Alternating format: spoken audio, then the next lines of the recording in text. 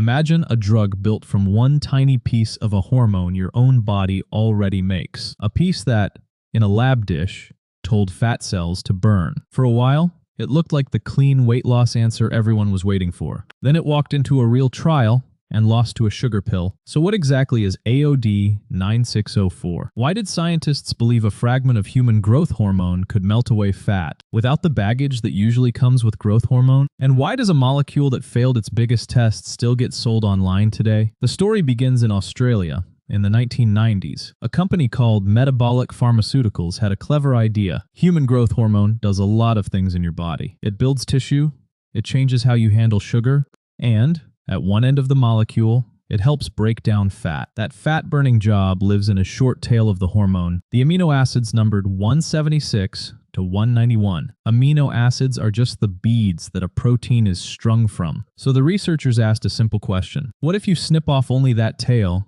and throw the rest away? You might keep the fat burning and lose the messy side effects. That snipped-off tail, tweaked slightly to be stable, became AOD-9604. And at first, it looked brilliant. In the year 2001, researchers Michael Heffernan, Frank Ng, and Ken Ho published their work. It appeared in the journal Endocrinology. In fat cells and in obese mice, the fragment did exactly what they hoped. It nudged fat to break down. It didn't spike the animal's blood sugar.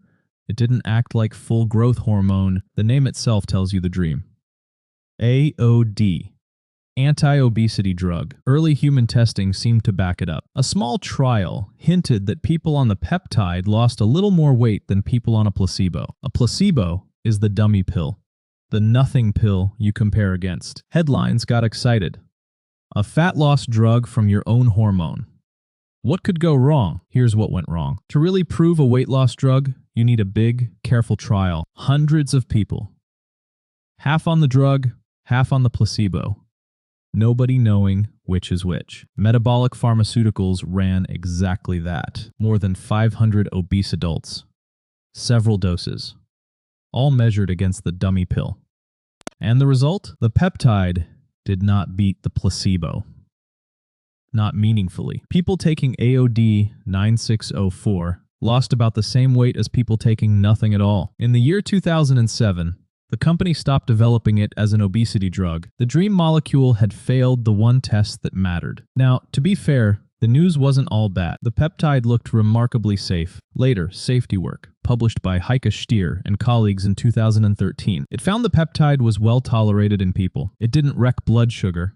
It didn't behave like a steroid. So you're left with an odd creature. A molecule that appears safe, but never actually proved it could do the one job it was named for. Safe and useless are not the same as safe and effective. So how is it still around? This is the strange part. When a failed drug can't get approved as medicine, it sometimes gets a second life. As a supplement, as a research chemical, as an injectable sold in the gray market online. And there, the story changes completely. Search for AOD-9604 today, and you'll see it sold for fat loss, for joints, even for cartilage repair. The failed trial?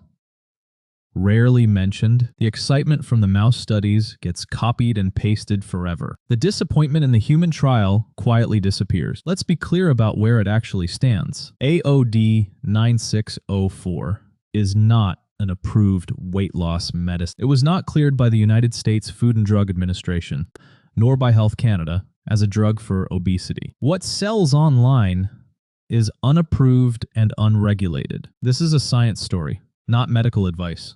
Nobody here is telling you to use it or how. The interesting question isn't the dose, it's the pattern. Because AOD-9604 is a perfect case study in how hype outlives evidence. Promising in a dish.